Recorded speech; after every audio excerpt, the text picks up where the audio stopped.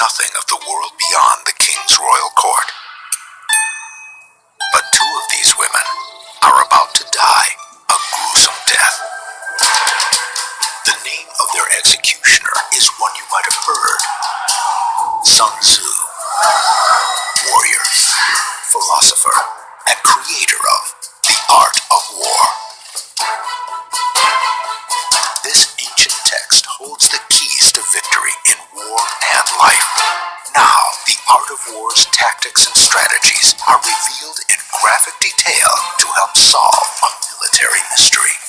Were the outcomes of America's greatest battles foretold some 2,000 years ago? Did the art of war prophesize the Nazis' ultimate doom? Predict how the North would win the Civil War? And predict why America would be defeated in Vietnam? Understand the art of war's lessons, and you will prevail. Ignore them, and you fight in darkness.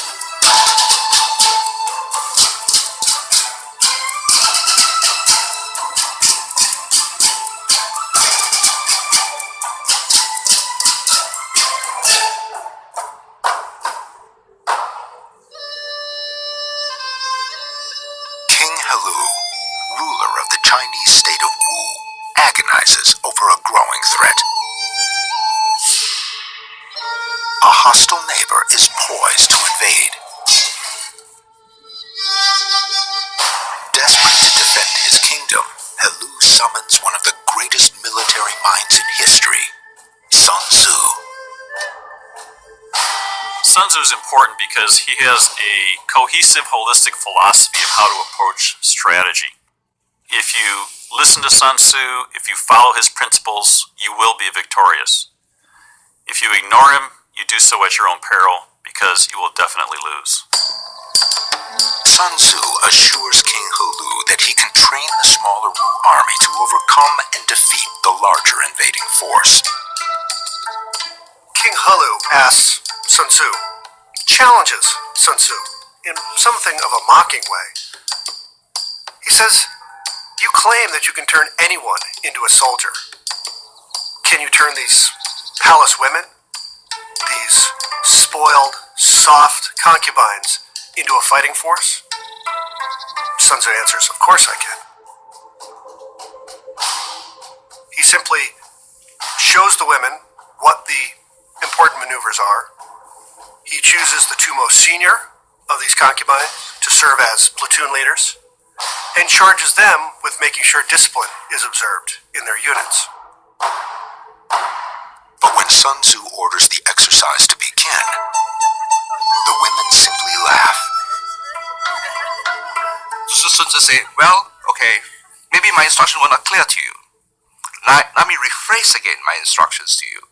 In simple language, he told the concubines, when the drums is sounded, you as concubines must assemble as soldiers with your spears, with your swords, and fall in line." Second time, what happens? They still giggle away. But Sun Tzu says, if the orders are unclear, it is the fault of the general that the troops do not obey. But if the orders are clear, and my orders have been clear, it's the fault of the subordinate officers that the orders are not obeyed. There is only one way Sun Tzu can convince the concubines that he is deadly serious.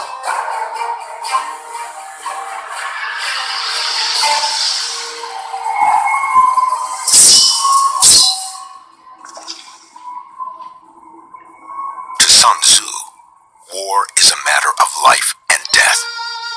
This is the key principle of his teachings. Once understood, everyone from the leader down to the individual soldier will be motivated to win. Sun Tzu appoints two new officers. The women now follow his orders without hesitation.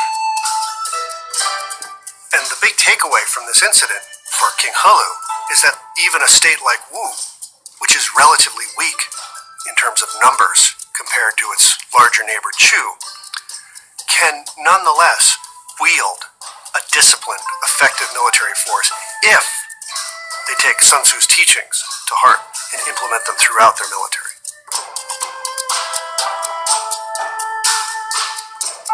While these women will never see battle, Sun Tzu has proved his point. King He appoints Sun Tzu as commander of the Wu army.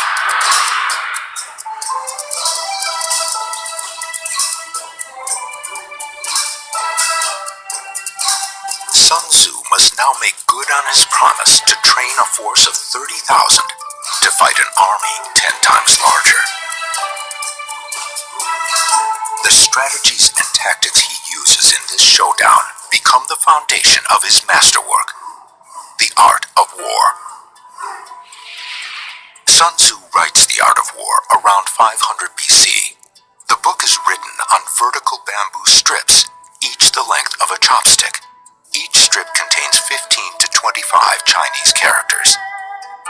The strips are then painstakingly stitched together. Inside the 13 chapters of The Art of War lie the secrets to success. Basically, if you understand the art of war and the principles in it, you can predict how wars or battles will turn out. The Art of War is filled with many important insights, but there are 3 key principles that stand out and unify Sun Tzu's philosophy. Sun Tzu says, know your enemy and know yourself, and in 100 battles you will never be in peril. In the art of war, understanding your opponent is crucial to victory. Sun Tzu says, to win 100 battles is not the height of skill. To subdue the enemy without fighting is. Fighting costs lives and money. Sun Tzu prizes the general who can outwit instead of outfight his opponent.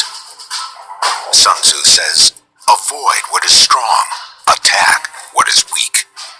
Throughout history, armies fight head-to-head on the battlefield to show their strength and courage, but Sun Tzu doesn't care about glory. He only wants to win. While each of these principles is important, think of them as cords in a strong rope. Individually, they may be strong, but when you put them together and use them holistically, they're unbreakable. For more than 1,000 years, Sun Tzu's secrets are kept hidden, made available only to emperors and authorized scholars. They surfaced in the 8th century in Japan, and since then, their insights have spread throughout the world.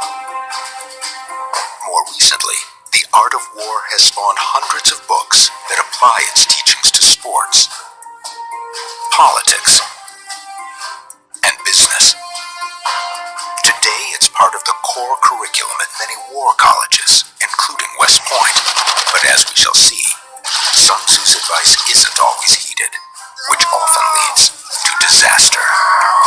I think throughout time, if generals had listened to Sun Tzu, you would probably not have seen a lot of the bloody wars of attrition that mankind has suffered through.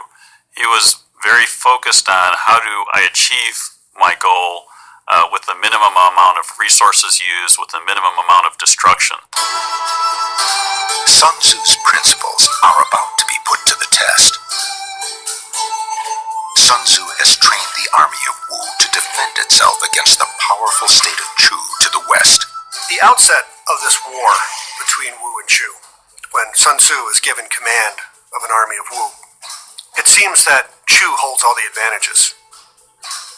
Sun Tzu's army is only about 33,000 men, where Chu can field forces of hundreds of thousands of men. Leading 300,000 Chu warriors is a power-hungry and corrupt prime minister named Nang Hua.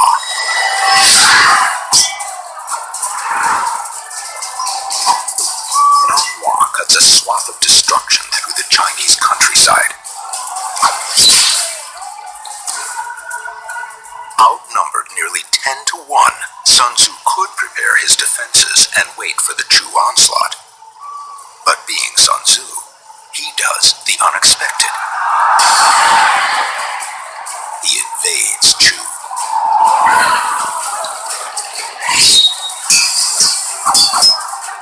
Sun Tzu doesn't attack Nang Hua's army head-on.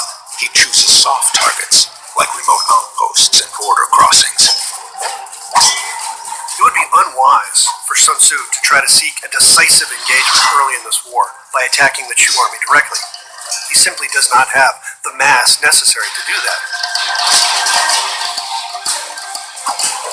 Sun Tzu attacks with blistering speed and brutal efficiency.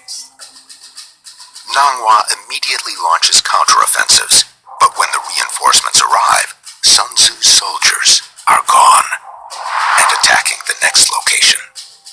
By keeping Chu constantly shifting its forces back and forth on the frontier, he frustrates their leaders and gains at the same time a much better picture of the way the Chu armies will likely fight. After every battle and skirmish, Sun Tzu gains a better understanding of his enemy. He downplays the value of direct attack and puts the emphasis on maneuver, surprise, deception. All warfare should be based upon the intellect. In fact, the greatest battles of all time have been won by the brain and not by brute force. That doesn't stop Nanghua from trying. He eventually launches 100,000 soldiers to try to crush the guerrilla attacks. This reminds me of the difference between chess and the Chinese game of Go. Chess is very much attrition-based. You start the board with many, many pieces. Over the game, they're eliminated, and at the end, you've only got a few pieces left standing. The object of chess is to force your opponent to surrender by eliminating his pieces. Each piece has its own rank and can only move in a specific way. The goal of chess is to kill the king. In contrast to that, the Chinese game of Go starts with the board empty, and you use as few pieces as possible to acquire as much territory as you can. And in that sense, it's a very resource-efficient strategy. The object of Go is not the destruction of the opponent's force, but the conquest of space. The goal of Go is to capture the most territory with the least number of stones. Using a Go-like strategy, Sun Tzu decides where and when he fights. He avoids the strongest part of Nanghua's army and attacks where it is weakest. Sun Tzu's guerrilla tactics against the Chu forces echo throughout history. But it's during an infamous war more than 2,000 years later that they resonate most loudly, and where Sun Tzu's ultimate secret becomes most